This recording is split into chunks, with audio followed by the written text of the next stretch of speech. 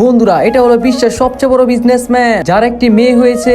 এর চাকরানির মাথায় একটি শয়তানি বুদ্ধি আসে। এর নিজের বাচ্চার সাথে মালিকের বাচ্চা চেঞ্জ করে নেয়। আম্মু, তুমি এখানে রাজকন্যা হয়ে থাকবে, কিন্তু তোমার মাকে ভুলে যেও না।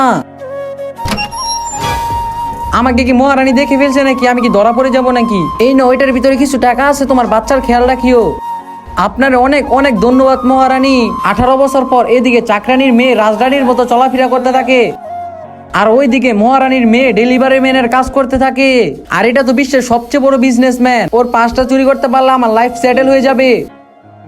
আর এখানে তো এই লোকেশনই দেখাইতেছে, কিন্তু এখানে তো কেউ নাই। চলো যাই, আমি সামনের বিল্ডিং এ গিয়ে দেখি।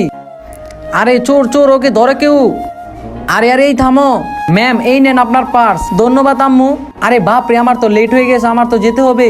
আরে দাঁড়াও, তুমি পুরো 10 মিনিট লেট করেছো, আমি তোমাকে 0 রেটিং দিব। ম্যাম, আপনি এমন করবেন না, চাইলে এই টাকাটা রেখে দিতে পারে। তুমি আমাকে টাকা দিচ্ছ, গরিব ভিখারি মেয়ে। এখানে কি হয়েছে মায়া? তুমি তোমার অফিসে যাও। আম্মু, তোমার তো আমার কারণে লেট হয়েছে, চলো আমি তোমাকে এর থেকে ভালো কাজ দিব। তখন এই চাকরানি তার আসল মেয়েকে বাড়িতে দেখে ভয় পেয়ে যায়। আরে এই মেয়েকে দেখে এমন ভয় পেয়ে গেল কেন? মহারানী কিছু বলার আগে ওনাকে সত্যিটা বলে দিতে হবে। মহারানী, আপনি কি জানতে পেরে গেছেন এইটাই আপনার আসল মেয়ে? বন্ধুরা, পার্ট 2 দেখতে চাইলে এই ভিডিওটি কেমন হয়েছে তা কমেন্টে বলে যাও।